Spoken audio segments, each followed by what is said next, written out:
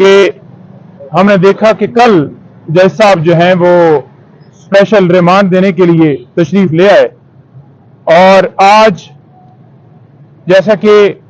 पूरे हफ्ते से हम चिल्ला रहे हैं कि ये देखें बदनीति किस तरह से है कि वफाकी हुकूमत एक नोटिफिकेशन करती है, उसके अंदर मेंशन ही नहीं है कि अगर ये जज अवेलेबल नहीं होंगे तो उनकी ड्यूटी जज होंगे।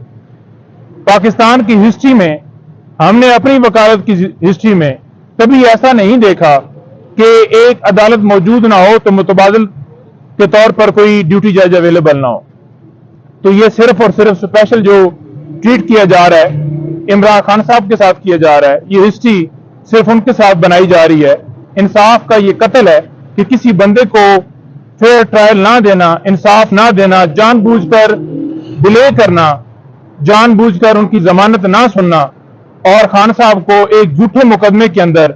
जैसे आपको पता है कि गिरफ्तार किया गया और फिर जिस तरह से उनका रिमांड वो लिया गया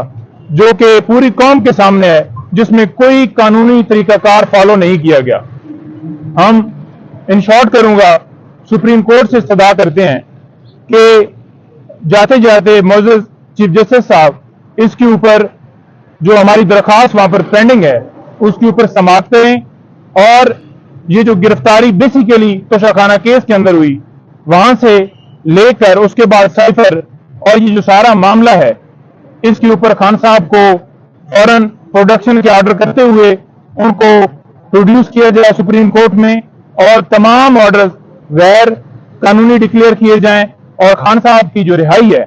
वो यकीनी बनाई जाए, क्योंकि ये तमाम मुकदमात सियासी बुनियादों के ऊपर बनाए गए हैं। तमाम मुकदमात में हर रोज खान साहब की बेल इसी बुनियाद के ऊपर कंफर्म होती हैं कि कोई एविडेंस, कोई शवाहिद नहीं मिले।